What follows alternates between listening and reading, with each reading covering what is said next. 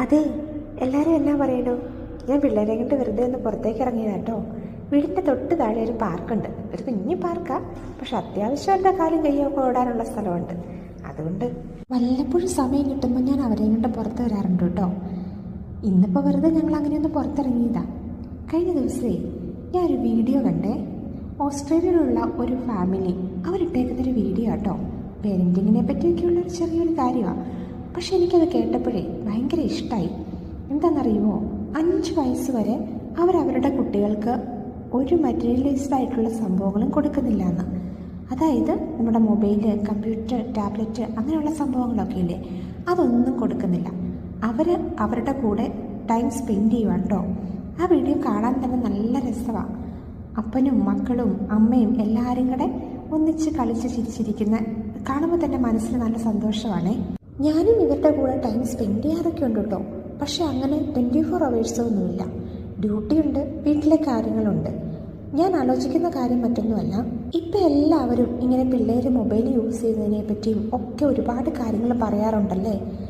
നമ്മൾ പിള്ളേരുടെ കൂടെ ടൈം സ്പെൻഡ് ചെയ്യണം എന്നൊക്കെ പറഞ്ഞ് ഒത്തിരി നല്ല നല്ല സ്പീക്കിംഗ് ഒക്കെ ഞാൻ കേൾക്കാറുണ്ട്.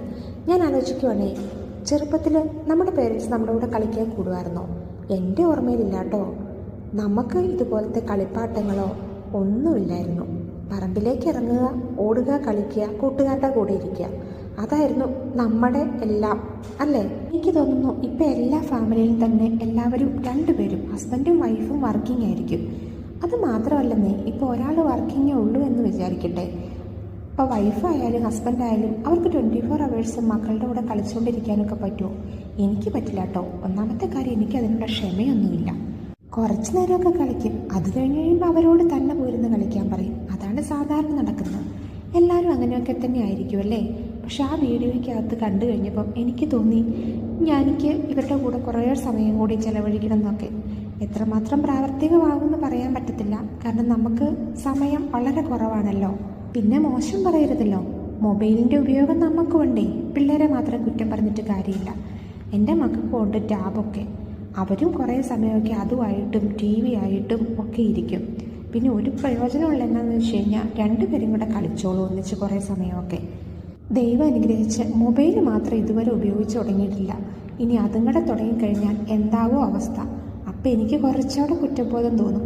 ഇപ്പം തന്നെ ആ വീഡിയോ കണ്ടു കഴിഞ്ഞപ്പം എനിക്ക് തോന്നാറുണ്ട്, കുറച്ചുകൂടി സമയം അവർക്ക് വേണ്ടിയിട്ട് കൊടുക്കാൻ പറ്റിയായിരുന്നെങ്കിൽ എന്ന്. നിങ്ങളൊക്കെ എങ്ങനെയാണ്? എല്ലാവർക്കും പിള്ളേരുടെ കൂടെ കളിക്കാൻ സമയം തയ്യാറുണ്ടോ? എന്നാൽ പിന്നെ ശരി, പിന്നെ കാണാവേ.